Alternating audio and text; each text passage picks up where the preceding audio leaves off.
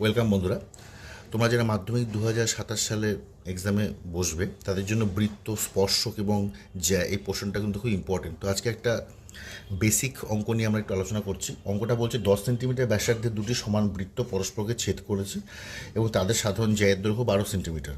তাহলে বৃত্ত দুটি কেন্দ্রের মধ্যবর্তী দূরত্ব বের করতে বলেছে, ঠিক আছে? তো আমরা কী করব, প্রথমে বৃত্ত দুটোকে আগে আঁকছি। ওকে, এবার এই বৃত্তের ধরো কেন্দ্র আমি নাম দিচ্ছি ও ড্যাশ, এবং এটা হচ্ছে তাদের মধ্যবর্তী দূরত্ব, অর্থাৎ বৃত্ত দুটি কেন্দ্রের মধ্যবর্তী দূরত্ব হচ্ছে ও ড্যাশ। এইখানে যে কমন জ্যাটা আছে ধরলাম ছেদ করেছে পি কিউ বিন্দুতে। এবার তুমি ওপি যুক্ত করো আর পি ও ড্যাশও যুক্ত করো। ওকে, এবার ধরো এই বিন্দুটা হচ্ছে আমাদের আর, তাহলে ও ত্রিভুজ ও পি আর এর ক্ষেত্রে, ত্রিভুজ ও পি আর এর ক্ষেত্রে কি হচ্ছে, এর ক্ষেত্রে দেখো এটা সমকোণী ত্রিভুজ। তো আমাকে তো ও ড্যাশ বের করতে হবে। ওপি কত দেওয়া আছে? ওপি দেওয়া আছে আমার 10।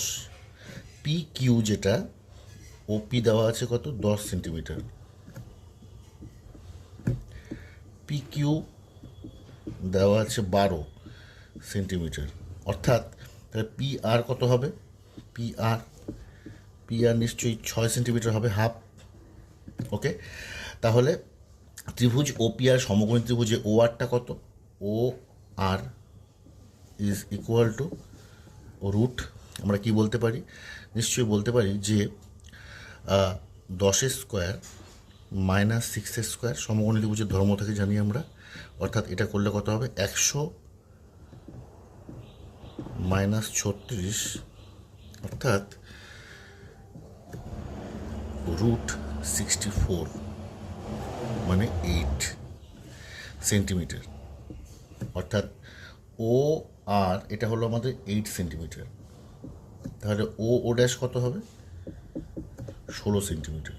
অর্থাৎ বৃত্ত দুটির মধ্যে যে আমার দূরত্ব আছে ও ড্যাশ, সেটা হবে 16 সেন্টিমিটার। এটাই হচ্ছে আমাদের হবে উত্তর। ঠিক আছে, থ্যাংক ইউ।